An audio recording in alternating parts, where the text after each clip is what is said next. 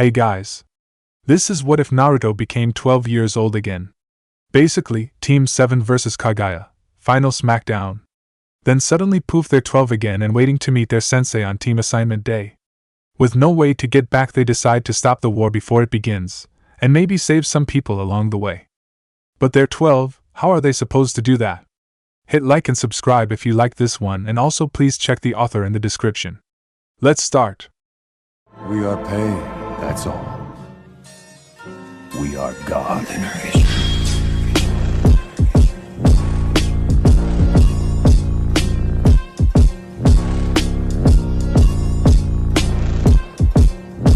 Chapter 1. Wait, we're 12?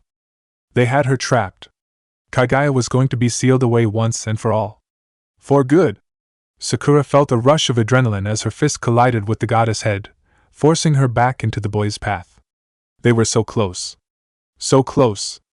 Then, suddenly, everything warped around her. She felt not the familiar sensation of kamui, but a sick and gut-wrenching pull, a feeling not so dissimilar to that of a fall. And next she knew, she was sitting in a classroom? What the hell? Where was Kaguya? Where were Naruto and Sasuke? And for that matter, where was she? What the hell? Startled by the voice behind her, she whirled around only to see Naruto. It was indeed Naruto, but... You're 12! She cried, taking in his god-awful orange and blue jumpsuit and round face, baby fat still clinging to it. Were she not so alarmed, she would have wanted to pinch his cheeks. You're 12! He shouted back, pointing an accusatory finger at her. Just look at your hair. My hair? Frowning, Sakura looked down and saw long pink locks falling down to her boobs, or lack thereof. She was also wearing that silly dress from back during her genin days, the one with the high collar and baggy sleeves. Oh God, what did that rabbit goddess bitch do? She moaned, taking it all in with displeasure. This is so weird, Naruto mumbled, sitting back and grabbing handfuls of his spiky hair. Speak for yourselves, a new voice said. And holy shit, it was Sasuke. And he was 12 too. Even wearing that blue shirt of his with the insane collar that she had thought was so cool at the time. Sasuke, Sakura gasped, unsure what to say. What the hell? The only response she got was that annoying HN of his before he lapsed into pensive silence. It was contagious, because the next thing they knew, the whole room was silent, filled only with the sound of their panicked breaths. They were 12. They were in a classroom. They were alone. Judging from all the facts, it looked to be the day of their team assignments. All three of them were wearing their headbands, and they were completely alone in the classroom. That hadn't happened once after being assigned teams. The multitude of possibilities as to how this could be started flitting through Sakura's mind, each more scary than the last. Is this? Naruto started, eyeing their surroundings wearily. A genjutsu? Behind him, Sasuke scoffed. I'm immune to genjutsu now, so that's impossible. Naruto scowled before turning to the now preteen. Yeah, well, how do I know you're not part of the genjutsu? He exclaimed. Because if you're in a genjutsu, it doesn't normally point out that it's a genjutsu, the boy shot back. Naruto opened his mouth to retort, but found that the logic, however unorthodox, was sound. So, scowling, he sat back down with a huff and simply glared at his teammate. Sasuke seemed satisfied with the action as well and resumed his thinking pose, or whatever it was, clasping his hands in front of his face and retaining a constipated expression. Actually, that could just be his default expression. You never knew with the Uchiha. Alright, now that we've cleared that up, Sakura grumbled from the front of the classroom, hands on her hips. Are we going to find a way to get back to the battle? At the confused expressions of her teammates, she elaborated. We can't just leave Kakashi-sensei alone in that dimension, she said. And everyone else is still stuck in the infinite Tsukuyomi. Oh, Naruto mumbled, eyes downcast.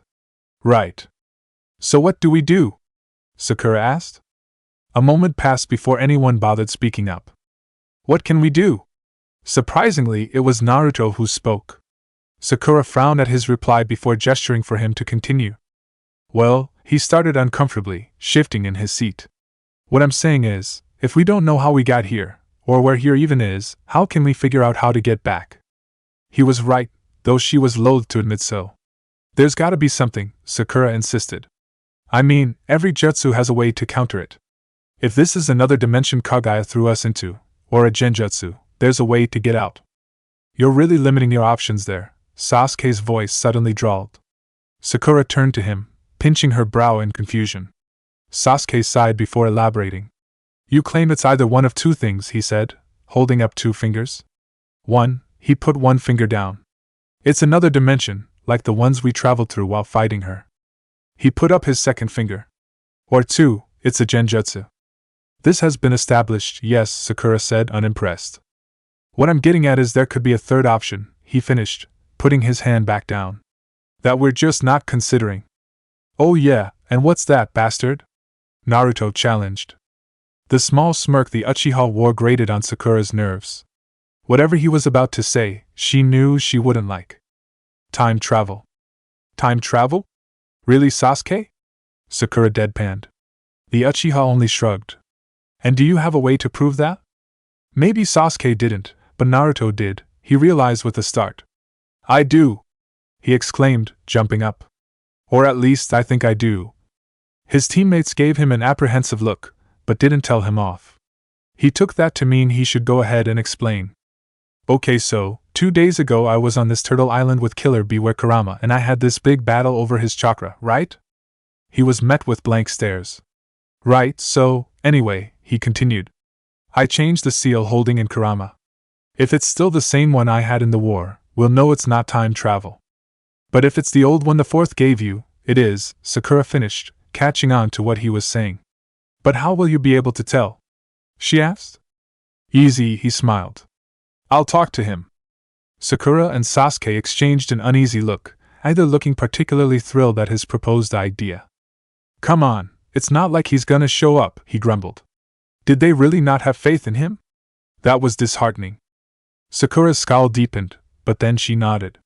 All right, if you think it's the right thing to do, I believe you. A pause. Then right, Sasuke? The Uchiha sighed from his seat before nodding. Sure, whatever. Pleased, Naruto nodded to them before slipping into his mindscape. There was a moment of silence, and then, Naruto! Naruto was so startled that he almost jumped back into the real world. He quickly regained his composure and walked up to the seal, meeting Kurama's red gaze. What have you done, brat? The fox yelled, banging a giant clawed hand against the bars of his prison. His prison, which Naruto was disheartened to see, made from the old seal. Hey Kurama, he said tentatively, not sure if this was new Kurama or old, grouchy Kurama who wanted to eat his face. Don't hey Kurama me, what have you done? Why am I back in Namikaze's seal? New Kurama then. Angry Kurama, but new nonetheless. I don't know, that's what we're trying to figure out, he tried. We? Yeah, Sakura, Sasuke and I. The response was met with another bang on the seal, this time hard enough to rattle the sewer around him, sending waves crashing around him. Whoa, watch it! Naruto cried, bracing himself against the sloshing water. You're gonna break something. You and I both know that's impossible, Kurama growled. Now hurry up and fix this, brat. If you had been listening you would know I can't, you dumb fox. Naruto shouted back. That's what I'm trying to tell you.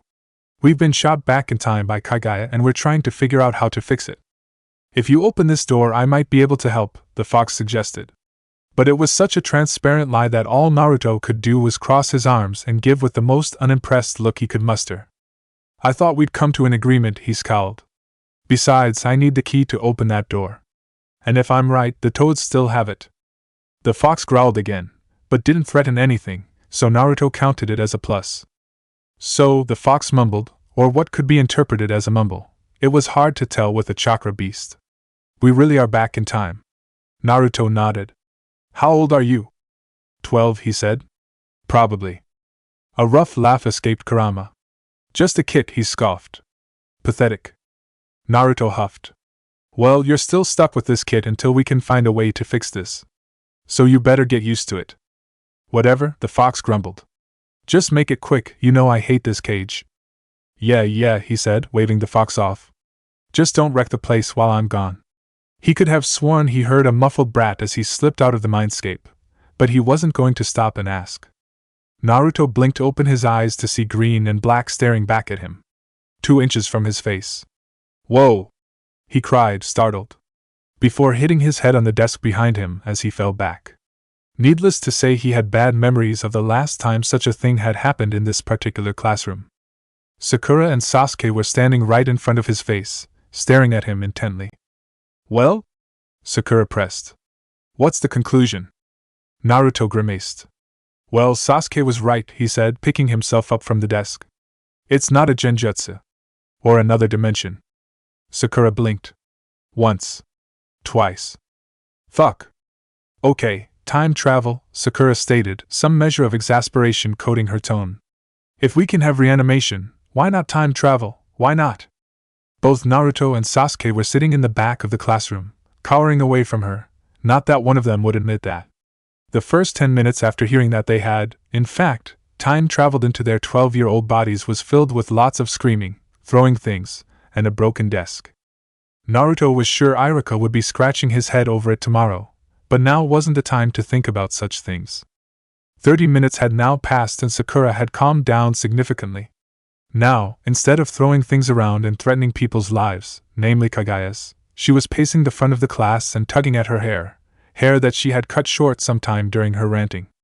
The remnants were still lying on the floor by the chalkboard, scattered about because she had thrown them. Now her hair hung around chin level, like it always had after the Chunin exams. But still, it only went to prove how badly she was taking this. "Hey, you know what?" she said, addressing them. "It's not that different, right?" "Not that different from what?" Naruto asked cautiously. "Edo-tensei," she said. "I mean, all you're doing there is putting a soul into a body. This is the same thing, right? Our 17-year-old souls are in our 12-year-old bodies. Ergo, not that different."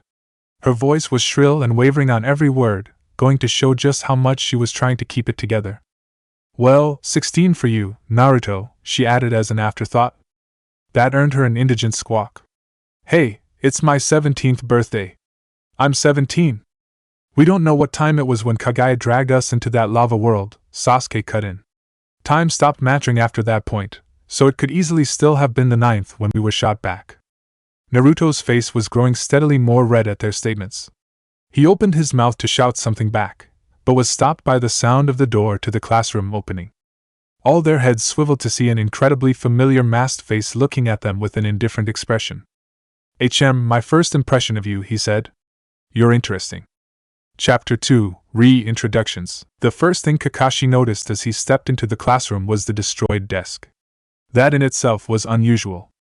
Then he spotted the locks of pink hair strewn across the floor, indicative of a rough, spur-of-the-moment haircut. Then he spotted the pacing girl with matching pink hair and the two boys cowering from her in the back of the classroom. And then everything made sense. She scared the shit out of them. This might be fun after all." My first impression of you," he started, watching as all their heads snapped in his direction. "You're interesting." He wasn't really expecting much after he made that statement. And he definitely wasn't expecting the Uzumaki's mouth to drop open in shock. Whatever. Meet me on the roof."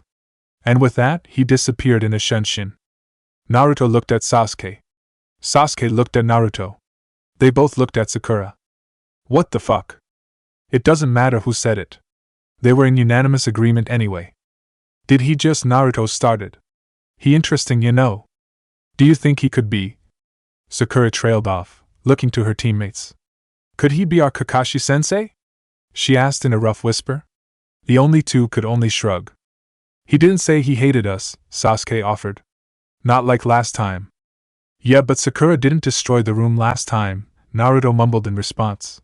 The pinkette heard, much to his chagrin, and threw him a nasty look. Well, the only way we'll know is if we go up and talk to him, she said, brushing off Naruto's comment quickly. But if he was, she added hesitantly, he would have picked up on, well, she gestured around herself. This. Yeah, last time half the classroom hadn't been destroyed, nor had Sakura had a psychotic break and chopped her hair off. Maybe he did notice and was downplaying it? Naruto suggested half-heartedly, shrugging. Well, there's only way one to find out, Sasuke replied, arms crossed in front of him. At the looks he received from his teammates, he continued. Talk to him. Yeah, but how? The blonde Jinchuriki demanded. It's not like we can just ask, hey, are you from the future, you know, 'cause we are. We're ninja, dumbass, We can figure something out, Sasuke shot back DROI. Naruto scowled, but didn't retort. How about this? Sakura interjected.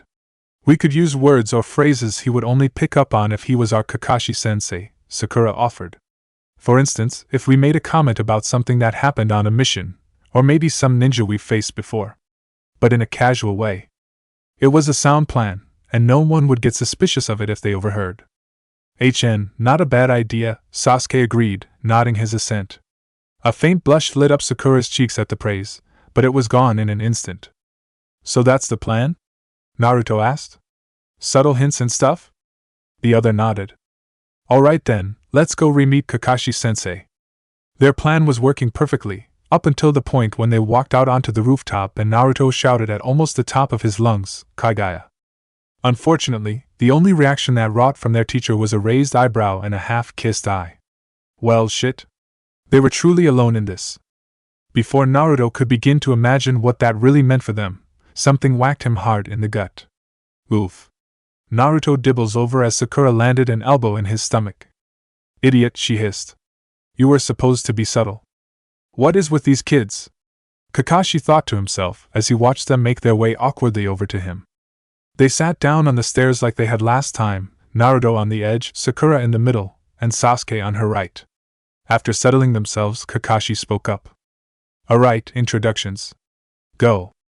The three genin shared a look of uncertainty between them. Or at least two of them did. Sasuke was still being an obstinate little shit. After a shared look between the pinkette and the blonde, Sakura took the initiative and answered Kakashi first. Could you give us an example? She asked, looking back over at the jonin. Sure, he shrugged. Just say your name, likes, dislikes, hobbies, dreams for the future. He shrugged. Stuff like that. A smirk lit up Naruto's face at the response, and Sakura knew immediately he was planning something. Could you go first? Uzumaki asked. So we know how it's done. Kakashi gave him an unimpressed look, but complied regardless. Sakura flashed her teammate a quick look, trying to ask without words what he was planning. He only gave her a wink back. Well, Kakashi started, distracting her from her thoughts. My name is Kakashi Hatake. I like some things, dislike others. As for my hobbies, well, I have some. And dreams for the future, I have no intention of telling you those. Sakura huffed, nonplussed. It was just like last time. Honestly, why had she expected any different? Now, Blondie, their sensei said. Your turn. The devilish smirk on Naruto's face almost made her weary. My name's Naruto Uzumaki, Naruto started proudly. I like some things, he continued, grin slowly spreading on his face. Dislike others. I have hobbies, but I don't want to share them. And I do have a dream for the future. He smiled contentedly to himself before crossing his arms and sitting back. Finished. Seeing Kakashi-sensei's eye twitch in annoyance was far more pleasurable than it had any right to be. Ah, Sakura thought. So that's what he was planning. Payback. All right, the Scarecrow said, a faint edge to his voice. Pinky's turn.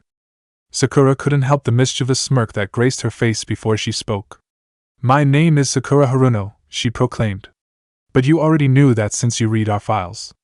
I won't tell you what I like or dislike, and my hobbies are my own business, not yours. As for dreams for the future, personal. This time a spasm went through their sensei. Well hidden, yes, but they could tell. And they were pleased. Fine, he bit out, just barely holding on to his aloof persona. Your last, broody? And that was all they got out of Sasuke. If Kakashi-sensei hadn't been ex-ANBU and an elite jonin, Naruto was sure he would have lost his shit right then and there. The man's eye was visibly spasming, fingers twitching like he wanted to reach for a kunai. Heh. Messing with Kakashi-sensei was fun. Alright, fine, he finally said, glaring at the three of them. My name is Kakashi Hatake. I like dogs. I dislike sweets. I enjoy reading, and my dream for the future is to never have to deal with you brats again. Great! Naruto cried. 'Cause I like ramen, you know? I hate people who use others to get what they want, and my dream is to be Hokage, you know. Kakashi shot him a death glare, but remained quiet, realizing what was happening. And I like picking and arranging flowers, Sakura started, continuing Naruto's line of thought. Dislike when my parents make me do stupid chores, and hoped to one day surpass Lady Tsunade. They all looked to Sasuke. Fine, the Uchiha grumbled. I don't like much, I hate sweets, and my dream is to restore my clan. He looked over towards his teammates, annoyed. Happy? Yup, Naruto exclaimed, beaming like the sun. Well, don't get so excited just yet, Kakashi cut in, dry tone dissipating the semi-playful mood. You're still not genin yet. That damned glint was back in his eye again. The one that said he knew something that you didn't, and that something was most undoubtedly not going to be fun. Naruto decided that he would be the one to play the part of ignorant genin as he said, What do you mean? We passed the genin exam. We're genin. This earned a humorless chuckle from their soon-to-be sensei. Not quite, he said, mirth in his tone. All three genin squinted at him in confusion, egging him to go on. Out of the 30 or so who passed the preliminary exam, only 33% actually go on to become genin. The remaining 67% go back to the academy. Whether they pass or not is decided in a test given to them by their Jonin sensei. A pause. Which is me. So tomorrow, at Training Ground 7, we'll meet at 5 for a survival exercise that will determine if you three are even cut out to be shinobi. It was meant to be an intimidating speech. They knew that. But both Naruto and Sakura were trying desperately to keep at bay the laughter that came with the memories of their last survival exercise, which had ended in their sensei eventually losing to them all in the hopes of his favorite book not being spoiled. Unfortunately, they didn't have such an edge on him this time, but they would surely think of something. Sounds easy enough, Naruto smiled, not in the least bit fazed. After all, the only thing Kakashi-sensei was looking for to pass them was teamwork, and they had that down pat. They had proven just hours ago in the war. Wow, had it really only been hours? It felt like a lifetime ago. Well, maybe this will change your mind, Kakashi-sensei said, leaning forward as if to tell them a secret. In all 6 years that I have been assigned genin teams, I have never passed one. They'd known that for a while. When Naruto had seen Iruka after having passed the bell test, the Chunin had told him about the 6 previous teams that hadn't made it.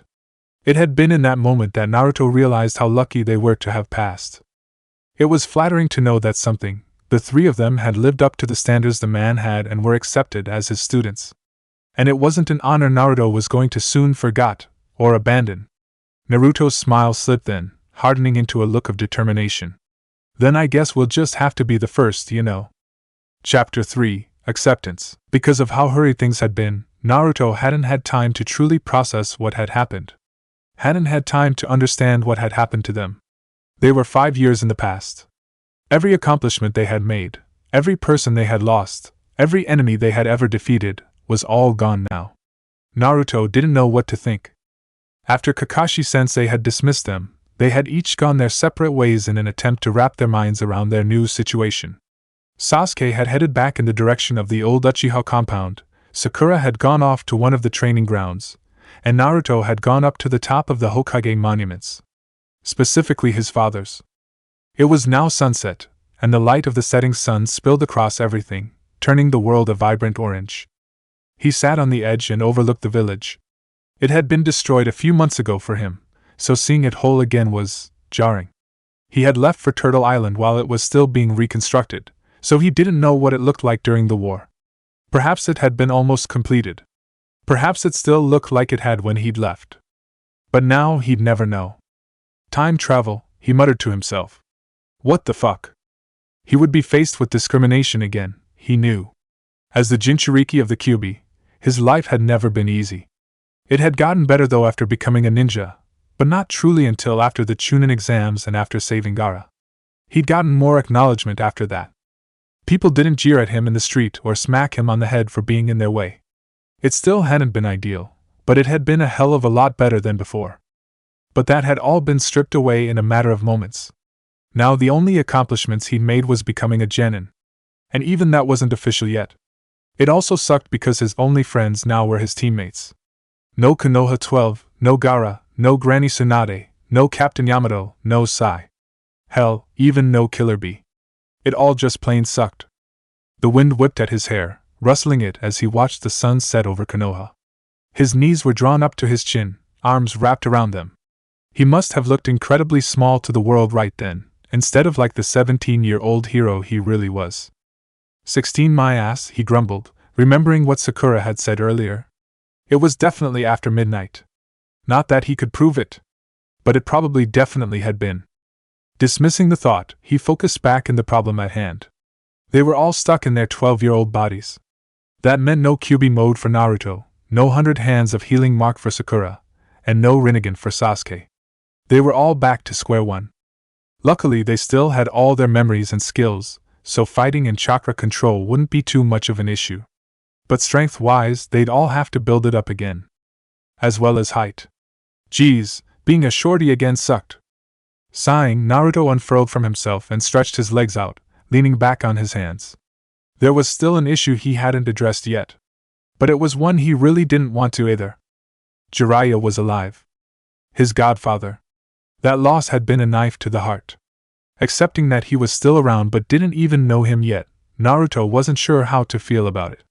Hell, that wasn't even mentioning the fact that Old Man Third was still kicking. The likelihood of running into the latter was far higher than it was with the former, and if so, Naruto wasn't sure if he would be able to keep himself in check. But that was part of being a ninja, wasn't it? Facing hard situations? Come on, stupid, he grumbled to himself. You beat the Akatsuki and Madara, you can face a stupid old man. A stupid old man who he had just been fighting with on the battlefield a few hours ago, along with his dad and 2 other Hokage. Geez, his life was complicated. Naruto? Naruto jumped, surprised. He hadn't heard anyone coming. He silently cursed himself for his distraction. Twisting around, he saw Sakura standing at the edge of the cliff above him, looking down at him. Her pink hair swayed in the wind, choppy edges flying around her face. I thought I might find you here. Sakura, he said, jumping up the edge in one chakra-enhanced bound. What are you doing here? I wanted to go over the plan for tomorrow with you and Sasuke. As well as the plan for, well, after that. Meaning Orochimaru, the Akatsuki, Obito, Madara, Kaguya, all of it. Yeah, sure, he agreed, tone somewhat subdued. So like, here should we meet? Sakura gave him a faint smile. Follow me. You're kidding me. What?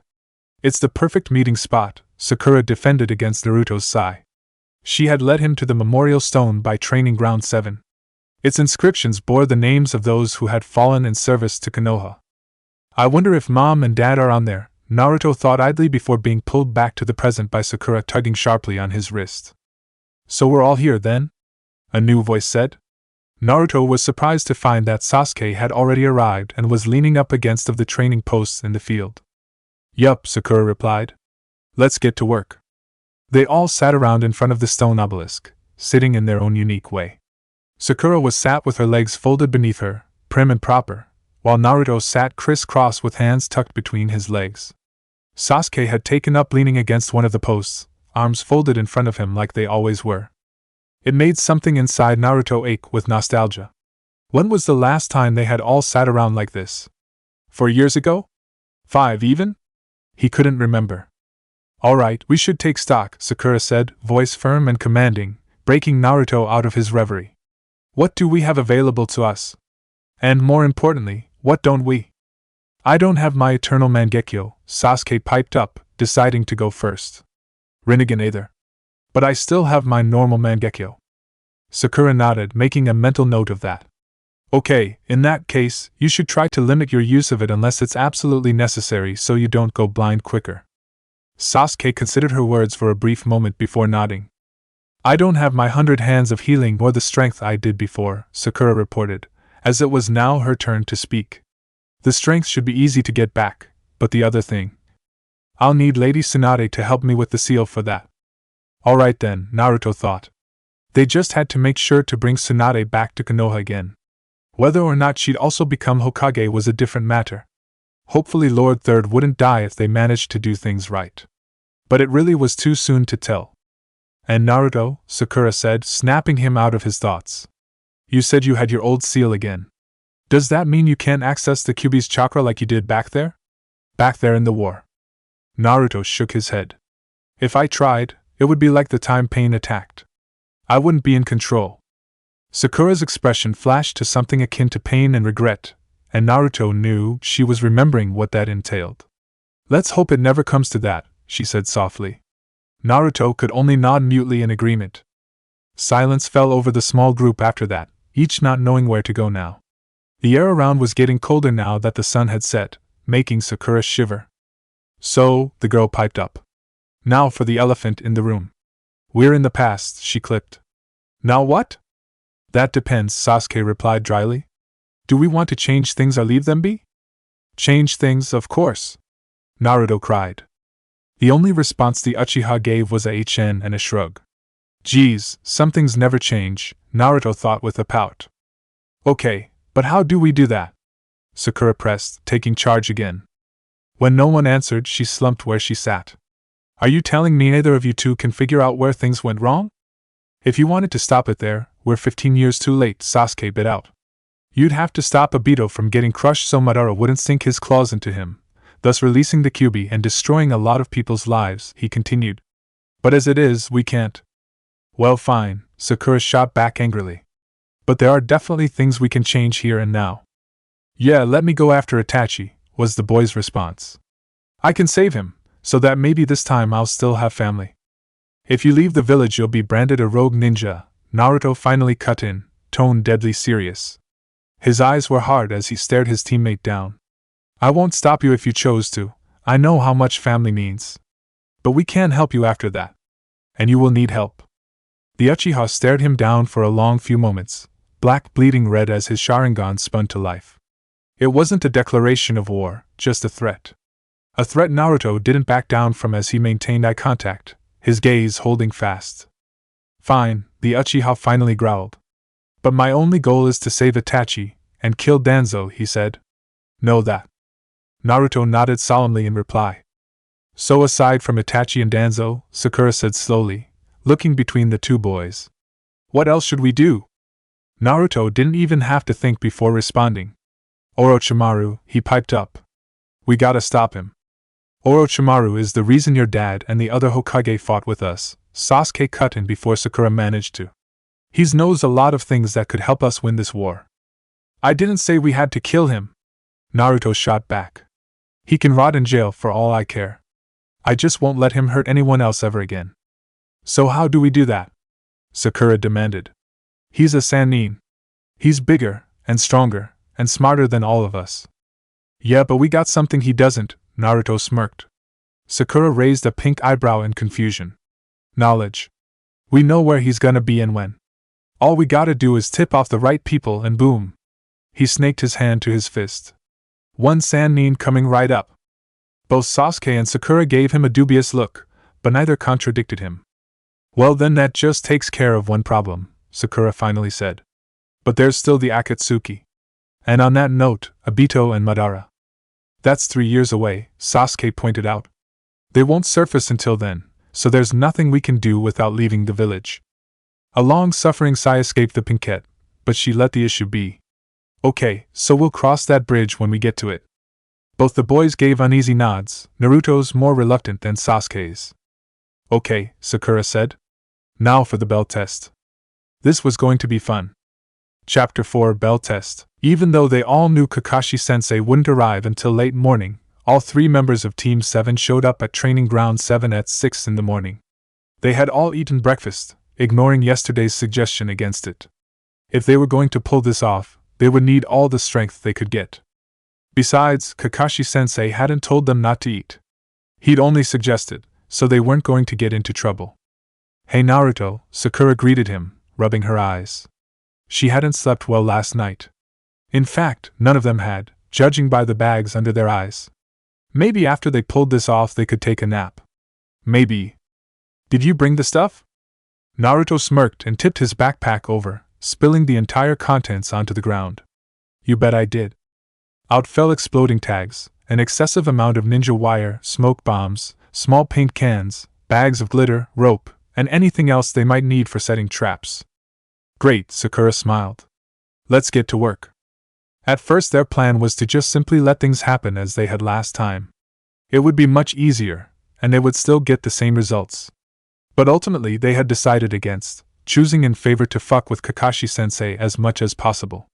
He deserved it after all, what with all tardiness and trolling. If he was going to be a little shit to them, then by God were they going to be little shits back. Hence their revenge plans. They would set up traps all around the training ground until the place was practically saturated, and one wouldn't even be able to take a step without setting something off. The next part was proving teamwork, because perhaps just simply getting the bells wouldn't be enough for their belligerent sensei. Naruto had suggested playing it out like one of Shikamaru's games of shogi, altering variables and changing tactics until they managed to make checkmate, retrieving the bells in this case. Sakura had completely stunned by the suggestion and had forgotten to respond for nearly a minute. But it was a good plan, so they went with it. 3 hours later the trio had rigged the entire training ground with various traps, relying on Naruto's knowledge of panks to make them the best, and most annoying, traps possible. Not all of them were for show. They had to trigger a few specific traps for their plan to work, but they were confident that it would work out. Now they just had to wait for their sensei. "Hey Sakura," Naruto said, hands behind his head as he sprawled across the grass. "Yeah? Do you want to get ramen after this?" "Why?" she asked. "Well, I haven't had it in months," he admitted, thinking back to Turtle Island and the long ship ride to get there. "And I really miss it." "Idiot," she sighed. "It wasn't even a month, don't exaggerate." Naruto huffed loudly in displeasure, but didn't retort. They fell back into silence again, waiting for their perpetually late sensei to arrive. After about 30 minutes, they finally heard a voice say, "Yo? You're late." Both Sakura and Naruto cried, jumping up from the ground. "Well, you see," he started, about to begin a tirade of excuses. "A black cat crossed the road, so I had to take the long way around. But then there was an old lady who needed help with her groceries. And I couldn't simply stand by and leave her to break a hip or something, so I had to help." "For 4 hours?" Sakura deadpanned. They were used to his bullshit, but his excuses were just pathetic. If they didn't know he'd actually spent that time talking to gravestones, they'd be furious. "Ma, that's just how things go." All three genin had to work very hard to resist the urge to roll their eyes. "Well, now that I'm here," their sensei began again. "How about I explain the survival exercise?" "Please," Naruto groaned. "Let's get on with this." "Well, you see these?" their sensei asked, pulling out 2 bells. "Your objective is to get one of these bells from me by noon. If you fail to do so, you'll be sent back to the academy." His voice was mildly cheerful, but his eye promised pain. "But sensei," Sakura piped up, "you only have 2 bells." "That's right," he said, flashing them an eye smile. "One of you will fail, and whoever does gets to sit and watch the rest of us eat our lunch." Unlike the last time, the mention of lunch didn't make their stomachs growl in protest. Kakashi-sensei noticed this and raised a line eyebrow. "You 3 all ate breakfast, didn't you?" he accused, not used to having his orders ignored. His statement was met with nods from all 3. "You only suggested we didn't eat," Naruto pointed out. "Not that we couldn't eat." Kakashi would have liked to have it known in that moment that he really wished Naruto had gotten a little less of his father's smartass personality. "Damn Minato." "Fine," he said. "We begin on my count. And remember, if you don't come at me with the intent to kill, you won't get a bell." All 3 of the genin's faces hardened. "Ready?" Kakashi drawled. "Go!" They zipped off in a blur and Kakashi suddenly found he was alone in the large clearing. Well hidden," Kakashi-sensei commented idly from the middle of the now empty clearing. From the bush he was hiding in, Naruto caught Sakura's gaze from across the way and gave a small nod. Phase 1 was in motion. From the trees where Sakura was perched came a barrage of shuriken, all aimed in Kakashi-sensei's general direction. He watched them lazily and didn't even bother sidestepping any as they all the dirt around his feet. "You might need to work on your aim, there," he drawled, utterly unimpressed. "Wasn't aiming for you," Sakura chirped before jumping to another hiding spot. Kakashi-sensei didn't even have a moment to think over what that meant before the ground beneath his feet exploded as their buried exploding tags were activated. Kakashi had to jump away quickly and retreat to the top of one of the training posts in order to avoid the blast. While he had been distracted, Sakura had managed to find a new hiding spot. "Not bad," he noted, eyeing the training grounds, which were torn apart from the explosions. "There went any earth jutsu he might have wanted to use. But that doesn't help you get the bells. Helps distract you," a sudden voice from behind him cried. He only had a moment to duck a leg that came sweeping across before sending a harsh kick to the offending party. The Naruto clone that had attacked him burst into a cloud of smoke at the connection, only for a kunai to come flying through it. Damn, he thought as he jumped out of the way. This kid is better than I thought.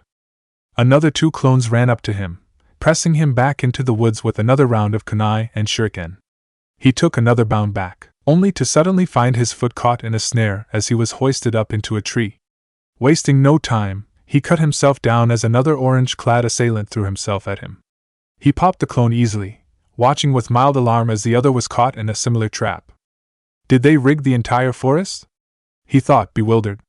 The more alarming part of that thought was that they could have rigged it so much that they had forgotten where all the traps were placed. Shooting a quick glance around, he did indeed spot barely hidden ninja wire, rope, and even a bag of, was the glitter? Kakashi didn't even want to know what that trap was supposed to do. Either way, if he intended to stay in the forest, half his attention would have to be on those traps. And if the brats decided to gang up on him as a unit, it would be over for him. Clearing it was then, he thought begrudgingly. This was what they wanted, he knew, but he still had a better chance at fight out there than he did in here with all these traps. Damn, these brats were evil.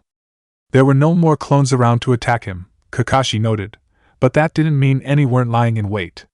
Wearily, he stood up and jumped up onto a tree branch, surveying the ground below. No Narutos. Not here at least.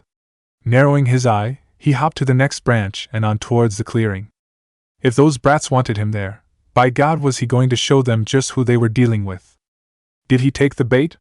Sasuke asked, crouched on the tree branch beside Naruto. Naruto nodded, having received his clone's memories. He's headed to the clearing now. And he looks pissed. He'd most likely figured out they wanted him in the clearing and was coming full force. Which could end very badly for them. Sasuke smiled darkly. Good. Naruto scowled and shot the Uchiha a look. Just stick to the plan, he hissed. Even though he knew Sasuke was back on their side for the most part, the image of him almost killing Sakura still played in his head. He didn't want to relive that right now, thanks.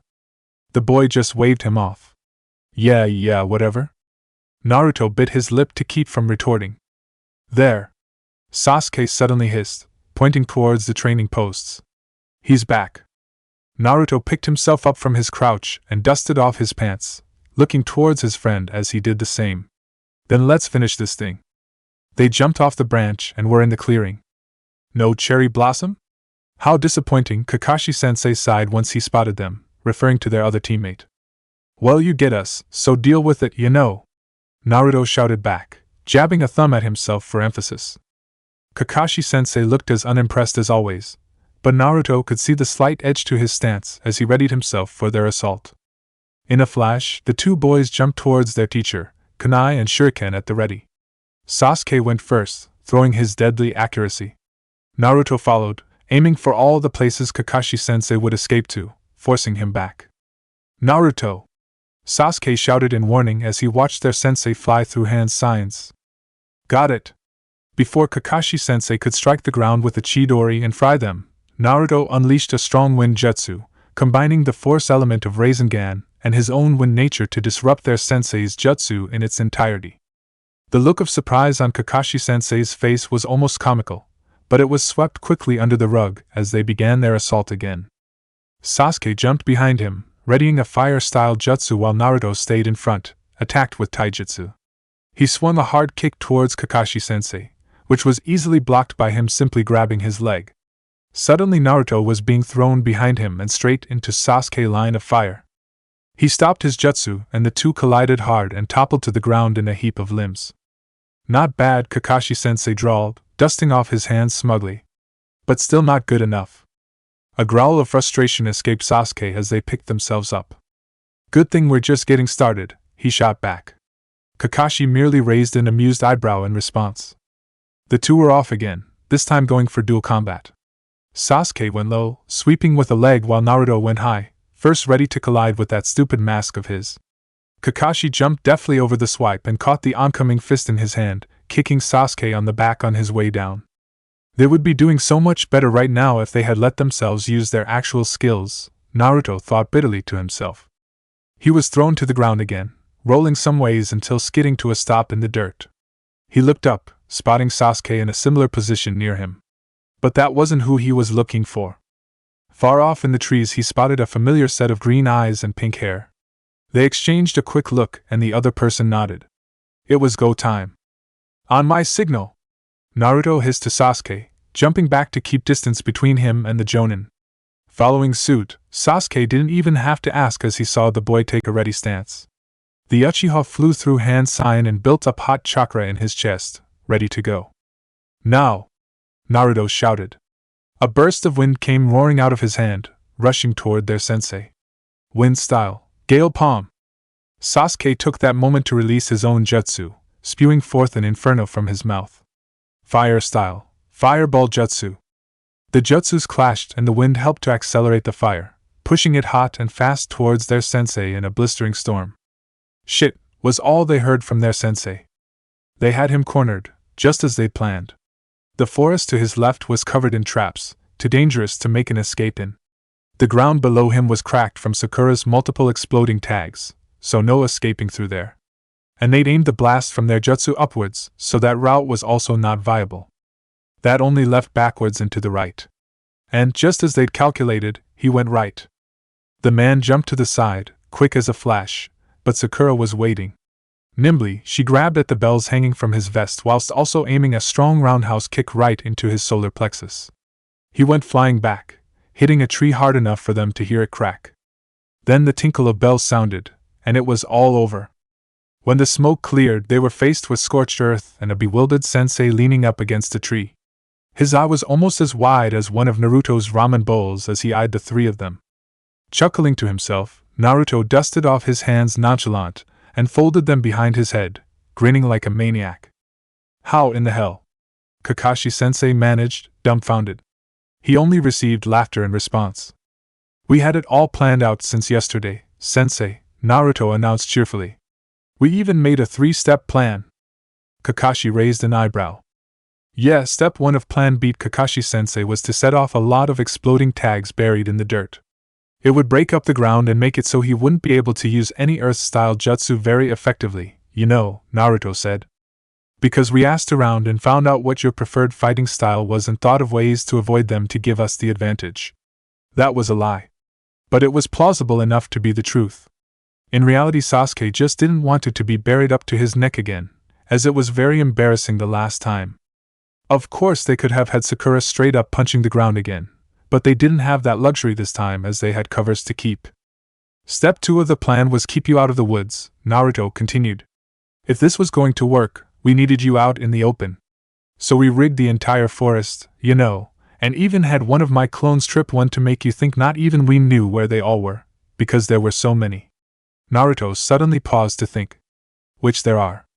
Yeah, Sakura sighed next to him. Might have gone a bit overboard there. Naruto could only chuckle, rubbing the back of his head nervously. Anyway, once we had you out in the open, Sasuke and I would attack you while Sakura hid. Once we had you distracted, she would swoop in and get the bells, you know. Pretty neat plan, huh? And we got the bells, sensei, Sakura smiled sweetly, holding up both bells for emphasis. They tinkled merrily in her grasp, a great juxtaposition to their current surroundings. Does that mean we pass? Naruto saw their sensei's eye harden in annoyance before he replied. No, only one of you got the bells. And I said whoever doesn't get one goes back to the academy. Even though they knew it was utter bullshit, they decided to play along. Oh, well, okay. Deftly, Sakura handed a bell to each of the boys. There, we all got a bell. Naruto was sure that under his mask, Kakashi-sensei was beet red. So did we pass? Naruto piped up. There was a long moment of silence from their sensei, in which the man was contemplating treason by smiting all 3 of the brats where they stood. But he eventually decided against it, as it would be in poor taste. Yes, he finally ground out. You all pass. Chapter 5, Reflections, Genin. What a nightmare. That was Kakashi Hataki's thought as he made his way towards the Hokage Tower. His hair was singed slightly at the edges from the giant wind-aided fireball the boys had thrown at him, and wasn't that surprising, Genin using elemental affinities, and his pants also had some soot on them from the exploding tags the Haruno girl had set off. No Genin team had even come close to what those 3 had managed today. Not with the strategizing, the skill, or the teamwork. And he had been thoroughly humiliated by it. On top of that, he hadn't even had a chance to read his favorite book, Aika Aika, so that had been a blow. All in all, he smelled like smoke and had the disposition of a cat dunked in water, which is to say, very sour. But it hadn't all been bad. The three hadn't scoffed at what he told them about teamwork. They'd taken it in with serious expressions, like it was the most important thing to being a ninja. He reflected back on that conversation. "Do you know what this stone is?" he asked, walking up to the memorial stone. Instinct drove his eye to search out a familiar name. Obito Uchiha. "It's a memorial," the Haruno girl spoke up. "For all the shinobi killed in the line of duty." Kakashi nodded. "That's correct." Shooting them a quick glance, he was pleased to find that all of them had either relatively somber or pensive looks on their faces. Good, at least they had respect for the fallen. "The names of my best friend and sensei are carved into this stone," he went on to say, missing Naruto's flinch and Sasuke's narrowed eyes. "They died fighting for this village, and for the beliefs they held." He turned around to face them. "Do you know what it is?" The three shared a cautious look before shaking their heads. In the shinobi world, those who break the rules are considered scum. But those who abandon their friends are worse than scum. He glanced down at Obito's name again. "I learned that lesson the hard way. But you three will know it well by the time I'm done with you." A strong wind blew through the clearing, and for a long moment the only audible sound was that of leaves rustling in the morning breeze. "All right." With a glance back, Kakashi noted that it was Naruto. "But you didn't need to tell me that. Because I'll never abandon my friends no matter what. I'll always protect my precious people, even if it kills me, you know." The look he gave was hard and determined. For a second, Kakashi saw Obito in him, the way he looked right before going back for Rin. It was unwavering, and more than he would have ever expected from a fresh genin. "I'm glad," was all he could reply with. Kakashi was snapped out of his memory when he suddenly found himself before the Hokage Tower. Right, he had to report that they'd passed. Because they'd beaten him, Kakashi of the Sharingan, the copycat ninja. Kakashi of 1,000 jutsu. They'd beaten him, with tricks. Grumpily he way his way up the tower, glowering all the while at anyone who made eye contact with him, before stepping into the Hokage's office. "Team 5 failed, Lord Hokage," one of the Jonin sensei reported. "Ah, they had already started then." Kakashi sidled in, and took his place towards the back of the room. Hiruzen nodded at the Jonin's account, and wrote something down on a scroll before dismissing the man and going on to the next one. "Team 6 did not pass," the next Jonin reported, with a slightly frustrated expression on his face. Oh boy, what had his team done to earn such a reaction, Kakashi wondered. Probably nothing worse than his own, he figured. "All right," Hiruzen said, jotting that down as well. "You are dismissed, Munona-san asterisk," the Hokage said to the Jonin. Munona gave a quick nod before retreating back. Now everyone's eyes were on Kakashi. Oh, right. They were going in numerical order. Not moving from his spot, Kakashi gave a shrug and simply said pass. He could have heard a saban drop, it was so quiet. "Pass?" Kurenai echoed, her shocked expression mirrored by the majority of the Jonin in the room, all staring at him with wide eyes and partly open mouths. Kakashi shrugged again. "I figured it was time to change things up. No one had to know he had nearly been set on fire. And like hell he was going to let his comrades know he was beaten by a bunch of preteens. He would like to save his dignity, thank you very much." "Well, that is a pleasant surprise, Kakashi," Hiruzen smiled. Kakashi only hummed in reply. "Well then," Hiruzen continued. "Kurenai teammate?" Kakashi tuned the rest out, far more interested in finishing his book. After being dismissed by the Hokage, Kakashi and the rest of the Jonin soon found themselves all filing out of the office. Kakashi, however, lagged behind as he hated crowds. Once he deemed it clear enough, he exited the office with his nose in a book. Only to run headlong into a Chunin. "Ah, Kakashi," the Chunin exclaimed, startled. "I'm surprised to see you here." Kakashi raised an eyebrow. In front of him stood Iruka, the academy sensei, holding an armful of scrolls that he had, undoubtedly, been bringing to the Hokage. "Well, all Jonin sensei were required to meet here," he stated. "Why would it be a surprise to see me?" Iruka's face took on a reddish hue, and the Chunin scratched back of his neck nervously. A habit Kakashi noted that Naruto had as well. "Well, you do have a reputation for being late. No offense." Kakashi merely rolled his eye. Ma, reputations can often be misleading. Now, if you'll excuse me. He made to move around the Chunin, but was stopped when the younger man piped up. Naruto's team, he said, halting Kakashi in his tracks. Did they pass your exam? His tone was anxious. After all, Kakashi had never once passed a genin team in his 6 years of being on the sensei roster. But this team. Slowly, Kakashi turned around and leveled Iruka with a terrifyingly dangerous glint to his eye that rivaled his Sharingan, and said in a harrowing voice, "You taught monsters, Iruka." Monsters. Iruka could only blink stunned. So, does that mean? He trailed off, ready to flee if need be. He was certain Kakashi was half a second away from releasing some major killing intent. They passed, the Jonin finally let out, causing Iruka to let out a big sigh of relief. But if they try to set me on fire again, I will personally deliver their bodies to you, because you were their academy sensei, and thus to blame. Iruka was gaping like a fish, unable to even process a coherent thought. Kakashi, seeing his chance to escape, gave the Chunin a respectful nod before stuffing his hands in his pockets and turning down the hallway. Good day, Iruka. Iruka was left by himself to wonder just what exactly his students had done to garner this kind of response. To be honest, he was a little scared to find out. Kushina Uzumaki. There it was, his mother's name. It was carved neatly into the memorial stone right next to his father's. It felt like only yesterday he met her in his mindscape, and she had told him about his dad and the night he was born. The image of her beautiful smiling face was still fresh in his mind, so seeing her name carved into the memorial for fallen soldiers was like a slap to the face. After Kakashi had given them his speech about teamwork and he made his proclamation, they had all left to go their separate ways.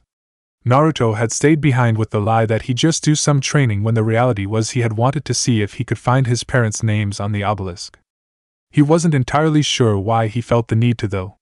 Maybe it was for closure, or to finally pay his respects, as he hadn't ever done so before. Whatever it was, he'd felt he needed to, so here he was. Unconsciously, his fingers traced his mom's name, fitting themselves into the grooves of ridges of the kanji. "Hey Mom," he whispered. It was so quiet he could barely hear it, so he knew that if anyone was eavesdropping they would have heard nothing. His mind slowly turned to the last thing she said to him before her chakra disappeared. He had never gotten the chance to reply then, so he should now. But first. "Dad says hi," he continued. "Or at least I think he does. We were kinda busy, so it kinda slipped our minds, you know." Silence. "Anyway, I just wanted you to know that I eat my vegetables, or I will be, and that I love taking baths, so you don't need to worry about that. I made lots of friends, but things are kinda complicated right now, so we're not exactly friends yet." Tears started pricking unbidden at his eyes, and he told himself the pain in his throat was just an oncoming cough. "You were right about Pervy Sage though," he laughed. "But I handled him fine, I think. And I haven't even touched alcohol yet. Besides, I've seen what it does to grown-ups. I don't think that'd be fun." He swiped at his eyes, sniffing so as not to let his nose run. "School was pretty hard, but I graduated, so that's good. Although it did take me 3 tries. The name stared blankly back at him. Because that's all it was. A name. A name carved into a rock with so many others' names of people who died in the line of duty. Naruto sniffed hard again, whipping away the now free-flowing tears. "I wish you were here, Mom," he choked out. "You and Dad. You guys know what to do, 'cause I don't. I don't have a goddamn idea what I'm doing. But I have to because the world is depending on it." Now he was sobbing, the events of the past few days finally catching up to him. "I mean, it's not like I can let Kaguya out again, or the Jubi. But what can I do about it? I'm just a stupid genin. And now everyone who was dead is alive, and people who were my friends don't even know me. God. What am I supposed to do? I don't know what to do." At the last sentence, he curled his knees up into his chest, sobbing hard into them. His hands were fisted in the fabric of his pants, so tight his knuckles had turned white. "I don't know what to do," he sobbed. Then, in a whisper, "I don't know what to do." The wind rustling through the trees was all the response he got. Chapter 6, Team 7. Training with Kakashi-sensei hadn't been this hard the first time around, Naruto thought as he dodged another round of kunai that flew towards him. But maybe he just wasn't remembering right. 5 years was a long time to dull his memories. No, He was remembering right. This Kakashi-sensei was just a little more sadistic, he thought, as an exploding tag came sailing towards him. What had they ever done to deserve this?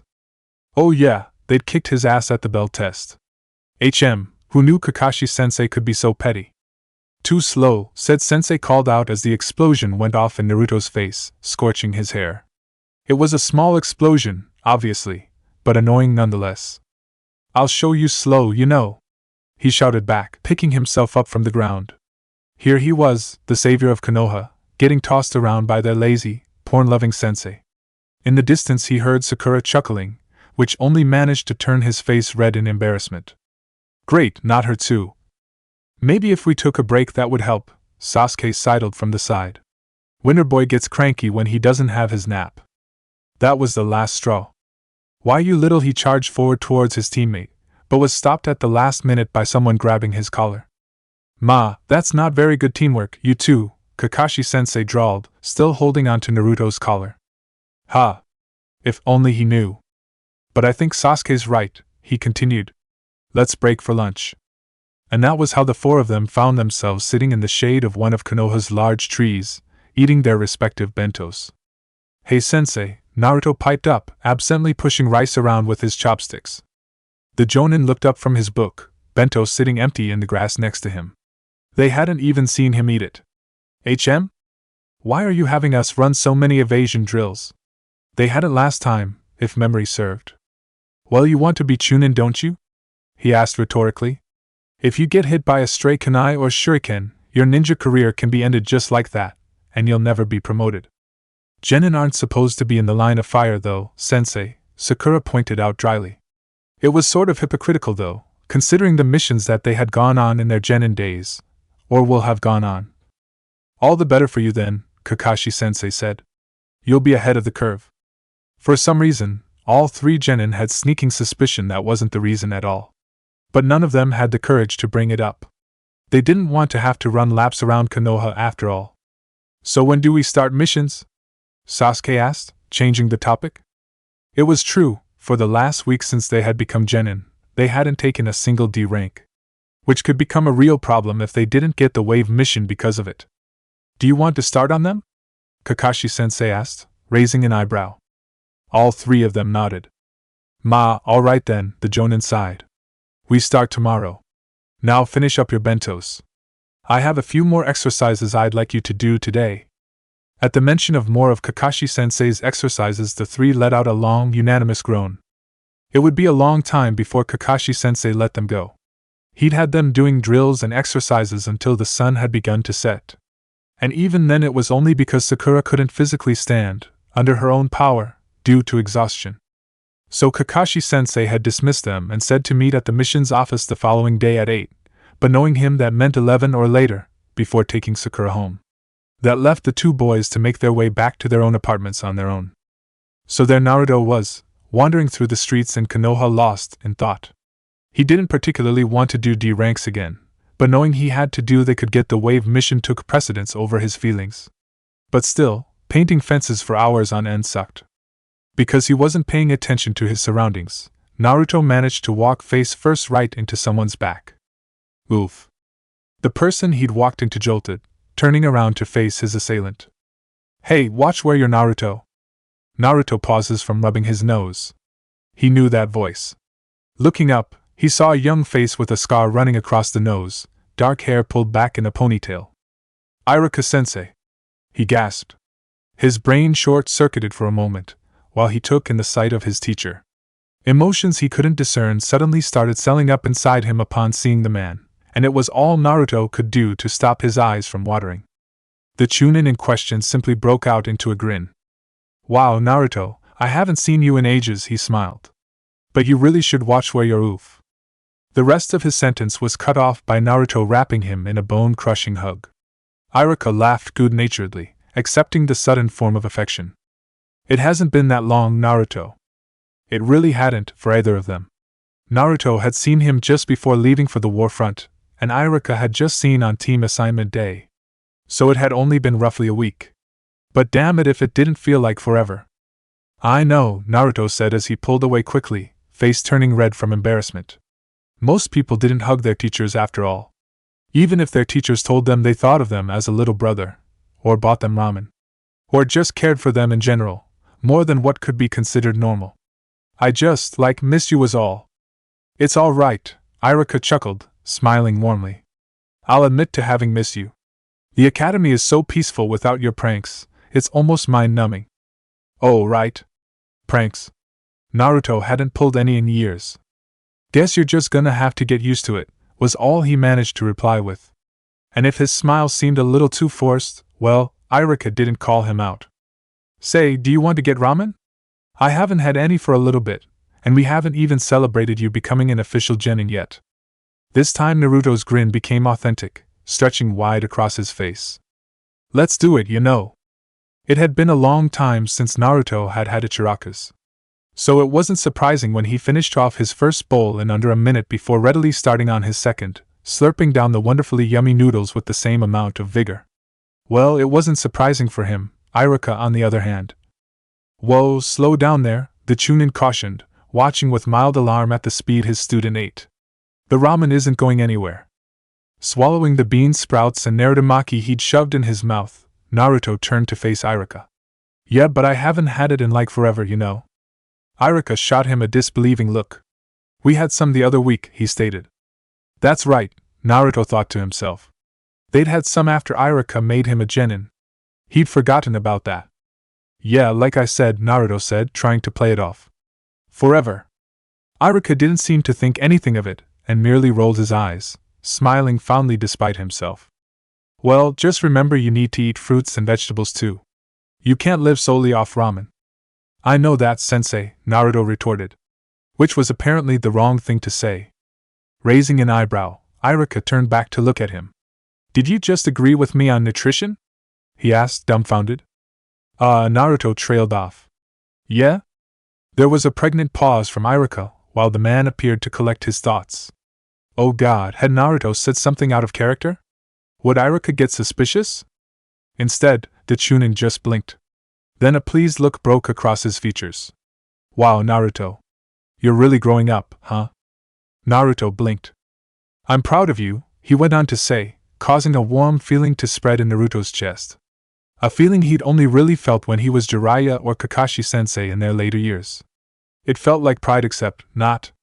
Then, breaking his train of thought, Irika said, just don't grow up too fast. 'Cause then I'll miss my little ball of energy. This little ball of energy wasn't going anywhere, Naruto thought obstinately. Unfortunately for Irika though, he had already grown up. Unlike last time, Kakashi-sensei made them do D ranks until the sun had set. And by now, all three of them had come to an agreement that the only reason he was doing this was because they beat him in the belt test. Geez, how petty could a person get? Apparently, the answer was very.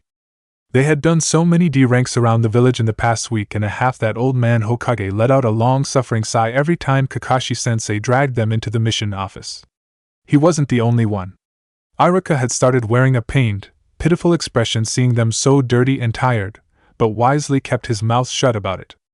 The three genin would have complained, but they knew that the more D ranks they went on, the higher the chance of the Hokage granting them the wave escort mission. So they kept their mouths shut and bore it through. Then finally, one day, they got the Torah mission. Finally! Naruto exclaimed upon exiting the office. Out of the corner of his eye, he saw his sensei shoot him a confused look behind his book. I just mean, you know, it's something better than weeding gardens and stuff, Naruto hurried to say, trying to cover his mistake. Kakashi-sensei raised an eyebrow, but said nothing. Naruto counted that as a win. Sakura, however, did not.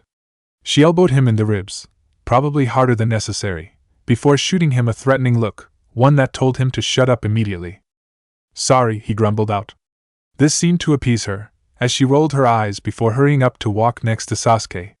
She had been trying for the past 2 weeks to mend their relationship, because apparently either one had gotten over the other trying to kill them. Of course, to everyone else who knew them it just looked like Sakura was absorbed in her crush on the Uchiha like always, which, being fair, might have also been true. But by now it wasn't just a crush anymore. To be honest, Naruto didn't know what it was. And he wasn't about to ask either. Naruto. Naruto looked up at Sakura, who had just hissed at him, and saw her beckoning him to join her and Sasuke. Confused, he picked up the pace until he was walking in sync with them.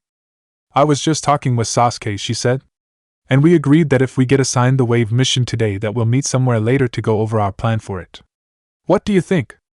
Naruto blinked, surprised. He had never included in plans before, so this was somewhat shocking. Shaking off the feeling, he quickly nodded to show his assent. "Sure, but meet where?" Sakura shrugged. "Same place as always." So the memorial stone, Naruto thought. "Alright," he said. "I'll be there." The mission went as it had before.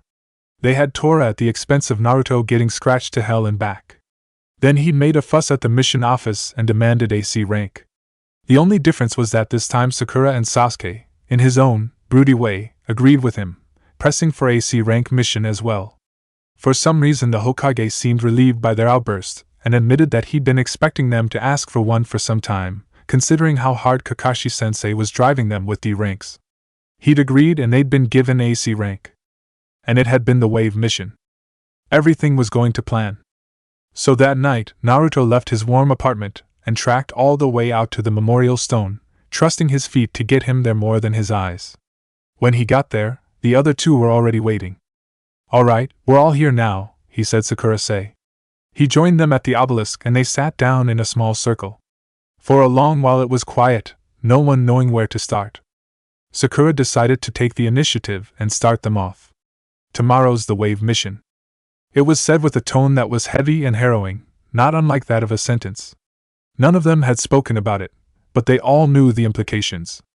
This was the mission that truly started them on their shinobi careers. They'd had a first-hand look into how the shinobi world really operated. How dirty it was, how cruel it could be. It had also helped shape them as people. Naruto had learned the value of protecting his precious people while Sasuke had gained his Sharingan. Sakura hadn't taken much away from it though. Her change had really started in the Chunin exams. But the problem with this now though, was that they'd already done it. But no one else knew that, thus their dilemma. "Should we maybe tell Kakashi-sensei?" Naruto asked nervously, looking at the other two for a reaction. Sakura bit her lip in thought while Sasuke retained the pensive look he always wore. "I don't think so," Sakura finally said. "We need him at the top of his game for this, and if we tell him," she trailed off, the implication clear on her face. Naruto gave a mute nod. He remembered what had happened to their sensei when he, Naruto, and Guy discovered the masked man was actually his previously dead teammate, Obito Uchiha. He had never seen fear on his sensei's face before that moment. If they told him all they knew about the future, there was no telling what would happen. "So we don't tell him," Naruto surmised. "Not yet anyway." He was met with a nod from Sakura and contemplative silence from Sasuke. "So, that's decided," Sakura managed. "But what now? Do we just let things play out as they did before? I mean, it ended well, but things definitely could have gone better." Naruto didn't even have to think before responding. "Haku," he said. "I don't want him to die. Zabuza either."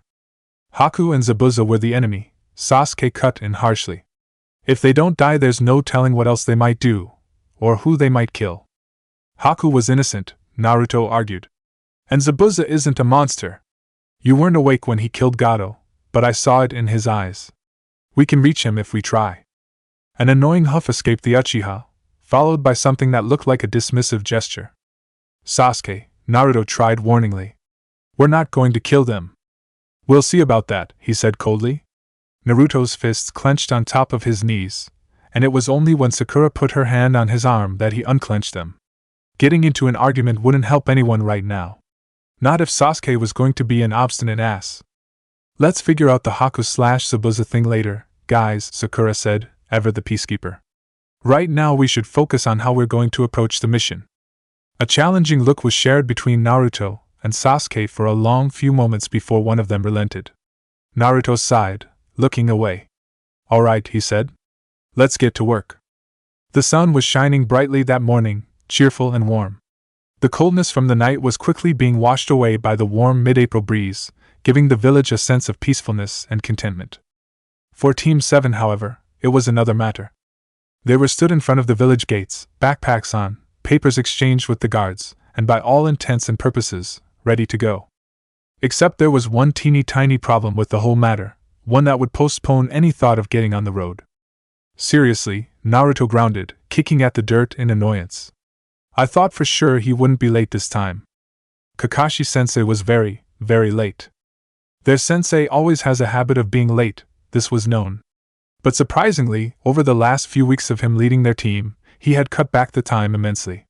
Of course, it had also led to him pushing them harder than anything they'd ever experienced, but still, he hadn't been that late. Today, though, that was not the case. It's almost like he's making up for lost time, Sakura commented dryly.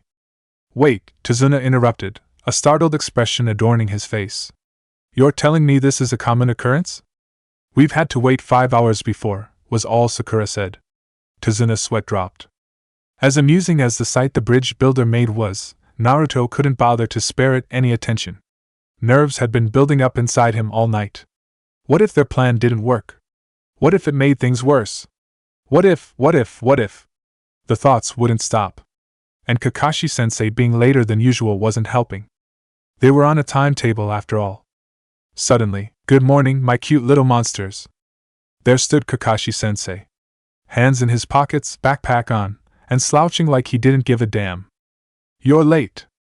Kakashi-sensei had the gall to look surprised. Am I? It's 11, is it not? Yeah, but we were supposed to meet at 9, Sakura supplied, annoyed because she knew full well that he'd known that, and was only doing this to be an ass. God, she missed their Kaka-sensei. The one who was a little more real with them, and wasn't as late to things. Unfortunately, that was still a few years down the line. Ha, oops, he said, giving them all an innocent eye smile. All three genin and bridge builder gave him deadpan stares of disbelief. Well, Kakashi-sensei said, clapping his hands together. Time's a waste of. Let's get going. Hiking his backpack up onto his shoulders, Naruto turned to face his teammates with a determined look in his eyes. Their ninjas' careers began with this mission, and the weight of that wasn't lost on them. They stepped out of the gate, 3 genin, a jonin, and a bridge builder, all walking towards danger. The wave mission had begun. Chapter 7, Land of Waves. They had been walking for near on 3 hours before the demon brothers from Kiri decided to show up.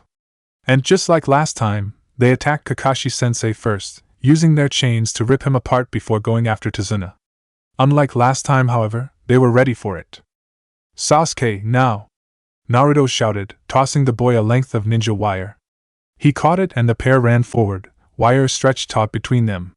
Sakura meanwhile bolted toward Tazuna and took up a defensive stance in front of him, kunai in hand and ready. The brothers noticed and jumped back to avoid being clotheslined, just the way they had planned it. Dropping the ninja wire, Naruto summoned 10 clones and shot towards one of the brothers while Sasuke headed for the other. Their hope was to distract them by forcing them away from each other, thereby stretching their chain out until they went too far and tripped themselves. Naruto pushed his opponent back into the tree line with a flurry of kicks and punches. But instead of jumping back, he detached and shot his clawed gauntlet straight towards Naruto. The boy leapt to the side, only for the gauntlet to swing back around, and snaring him in the cable. Fuck! The demon brother started to reel in the gauntlet, and unfortunately that meant he came with it. He squirmed to try to get out of it, but his arms were stuck. Damn it! He shouted. Naruto, duck! Naruto didn't even hear who had said it, but using his legs, he pushed against the tree in front of him, performing a semi-successful backflip that ended with him on the ground while a volley of shuriken and kunai sailed above him. A dull thunk followed. Something toppled over. Then silence. Naruto took that moment of silence to catch his breath, all the air having been knocked out of him from his ungraceful landing. Ow, he groaned. Turning his head to see where the Kiri ninja was, he looked in the direction he presumed he'd landed. In his place he saw a blood-soaked body covered in kunai and shuriken. It wasn't moving. Naruto! Someone was running up to him and grabbing his shoulders, helping to sit him upright. Looking up he saw Kakashi-sensei's worried face. Immediately his sensei started to untangle the cable from the gauntlet, all the while appearing to look him over for injuries. I'm fine, sensei, he said, shrugging off the cables once they were sufficiently loosened. Kakashi-sensei made no move to show he'd heard.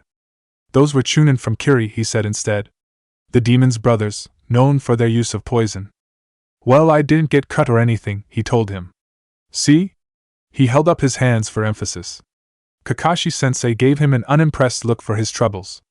Naruto huffed in annoyance before scrambling to his feet, Kakashi-sensei lending a hand to help him. "Sensei!" He heard Sakura call to them. He looked over to see her rushing toward the tree line, medkit out and ready. "Is Naruto hurt?" "No, we're fine here, Sakura," their sensei said, waving her off. Her shoulders slumped in relief before she turned back to someone else, presumably Sasuke. When Naruto and Kakashi-sensei made it back to the road, Naruto was surprised to see just how gory it was. This brother's body wasn't as mutilated by weapons as the others, but it was still gruesome. "Your first kill, Sasuke," his sensei hummed from his side. "I'm impressed." "Well," Naruto grimaced. "From a certain point of view." "They were after the client," Sasuke said simply, not even fazed by his first apparent murder. "Well, good job." He nodded to the boy before turning to the bridge builder. "Now, Tazuna," he said, voice turning cold. "We should talk."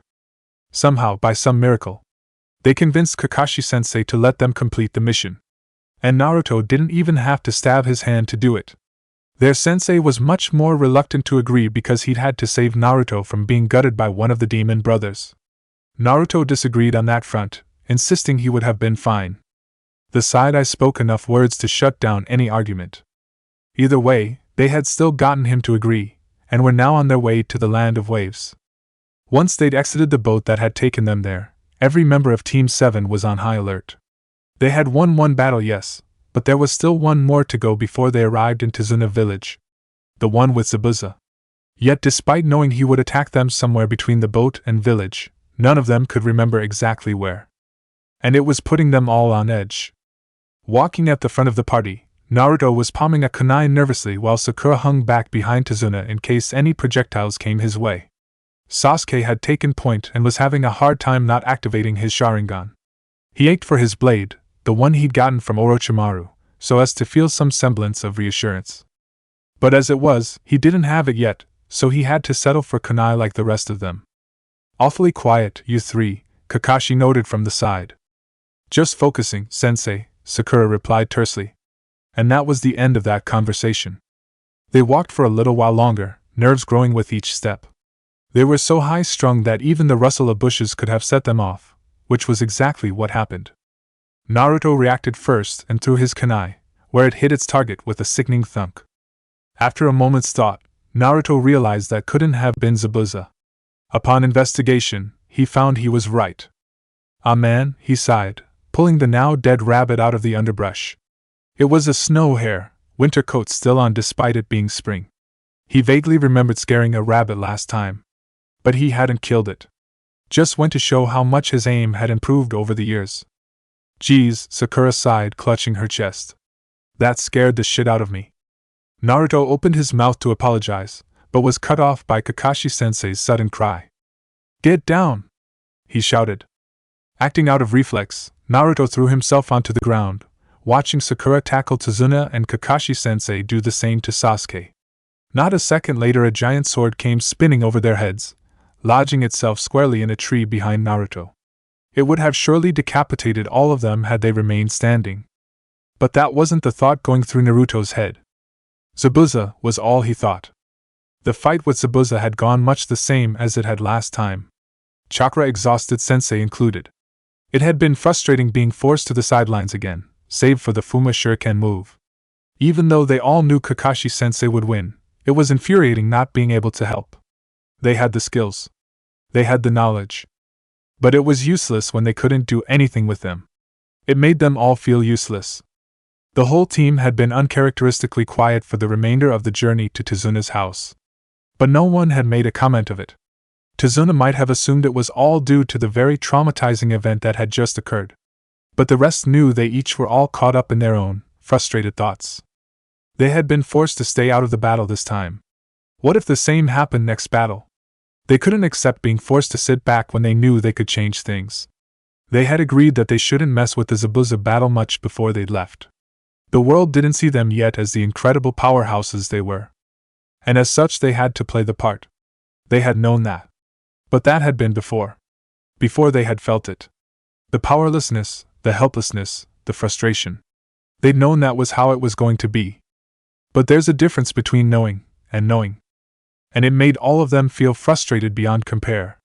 Because how could they change anything when they had to be stupid, helpless genin? How? Here we are. Tizuna's voice broke them out of their reverie and back into the present. They found themselves standing in front of a quaint wooden house set into a pier. Water lapped at the post holding it up below them, the salty smell of the sea shifting calmly around them. It's not much to what you guys are used to, I suppose, the bridge builder continued, stroking his goatee thoughtfully. But it's home, and where the four of you will be staying until I get the bridge built. It's perfect, Sakura supplied, speaking up for the first time since the battle. She offered him a kind smile. It was weak, slightly strained, but obviously sincere. Thank you, Tizuna. The architect smiled back. Course. Now let's get your teacher set up inside before you drop him. And that was that.